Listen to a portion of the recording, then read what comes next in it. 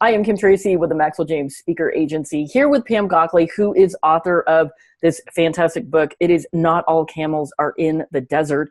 We are going to be talking a bit about the book, but also the upcoming Camel Project that you are going to be launching this summer. So take it away. Tell me about it. Absolutely. And, it's the third book in the Reputation series, and it's more my personal story of growing up and being an undiagnosed dyslexic and getting caught up in the system. And, I understand that that was like a couple of years ago, but, 2 years ago. to really talk to parents and to really understand that this is still happening on a level. And I believe it was estimated like 67% of the kids who were bullied have some kind of learning disability, whether it be dyslexia or autism, or put in some kind of other special ed or learning disabilities label or box. These kids are the ones who are getting bullied because some people can't really make that connection through bullying and being a dyslexic. Well, it all kind of folds on into each other. And doing a lot of studying and becoming a certified bullying prevention person at this point, I think there's a lot of things the community can do. And I'm not sure the community really understands what to do. And a lot of people do a one-time event. They'll do a one-time anti-bullying event and then they'll go away. And, that kind of just brings the subject up enough to grow bigger. So there has to be some kind of organized couple prongs, whatever the community and whatever the community can do, but there has to be buy-in from the community, the educational world, and as well as the peers. The kids need to be in the forefront because frankly, us adults aren't doing so good at eliminating the bullying problem, and sometimes we actually are, I believe, making it worse in today's environment. So I really have faith that the kids, if they're empowered, if they know they can do it, if they're given a clear way of doing that, and that's what the Camel Project rolls out.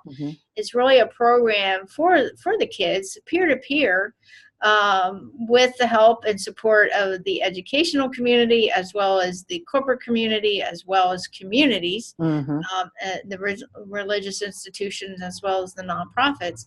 I think all together, if we put a concerted push forward, that bullying will become just not acceptable. It can't be pushed under the rug, which leads to all kinds of other things. So I really put together this real connection, and we're developing a program that can be rolled out, and we can train the trainer, and I really would like some kind of council or some kind of committee put together involving the community and the businesses and the education and the kids in the school districts to be able to put forward some kind of program that can reach 10 to 15 to 20 kids at a clip and go through the program. And, we have some really fun things, that we can do and they can earn, because the Camel Project really looks at building confidence and self-awareness, which we found is probably the two biggest factors in the ability for bulliers to bully. So if we're all on the same, all on the same floor, it's really hard to bully somebody. Or according to the government, too, there was a lot of studies done, but the one that really stood out to me during my studies was in the later years in high school, the kids start to show more empathy and really feel bad for the kids who are being bullied. The problem is there's no action behind it. And I think truly it's because they don't know what to do. So I think if they're giving a solution, it's like Captain Obvious, we know the problem, so let's come up with this solution. And I really think the Camel Project is going to be able to provide that ready-made program for schools and communities to combat this problem.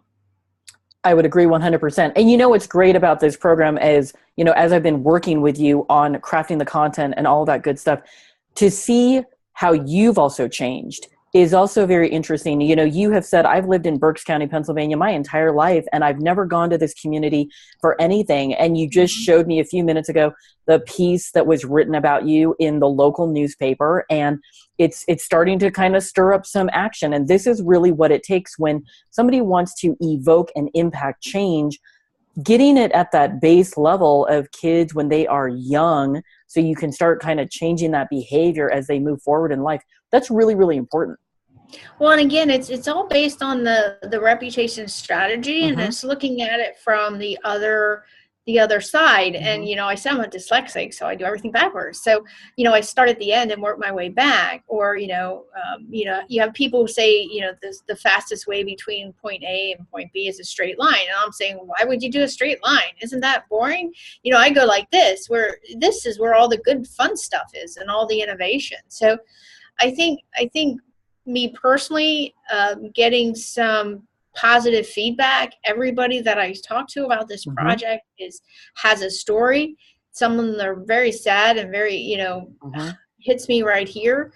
But I think this is a really succinct way that the community can get this program and that they can implement it. It's not going to be like you have to buy a $200,000 piece of software to do it. It's all about gathering and getting those relationships. And, the three pillars are your first impression, communications, how do your words and behaviors affect others, and, the network, putting a worthy bubble around you of support is, I really believe, what the communities need to do. And if you have people moving forward, and I know sometimes counselors or committees or boards really get lost, Mm-hmm. lost in and of themselves, and they have more personality conflicts. But I think the kids will be able to straighten out the adults. I really think if the kids, and I call them kids because I'm over 50 and everybody's a kid. So I don't know if that's politically correct anymore. But, the kids, I think, really have to bear this burden every day going to school and dealing with this thing. And I think if bullying prevention or bullying elimination is what I want to call it, if this program is given to them, I think they can really be champions of it, because I've talked to a lot of schools, and kids get a lot of bad press, and millennials, and they do this and they do that, and I've been thoroughly impressed with the quality of kids in our schools in Berks County, and I can't imagine that's not everywhere around the world. So I think if we empower them and this program is given to them, they're able to be a little bit flexible and be able to customize it a little bit to their own community. Mm-hmm. For example, the city of Reading is almost 65% Latino. Mm-hmm. I'm sorry, I'm not a Latino. I may have trouble relating, but if we give them this customizable program, Mm-hmm. that can be taken where that community needs to go. Mm-hmm. And I think that's what will really, really make this program effective. Perfect. If you would like to learn more about the Camel Project and Pam Gockley, contact me through maxwelljames.net. Thanks, Pam. Bye-bye.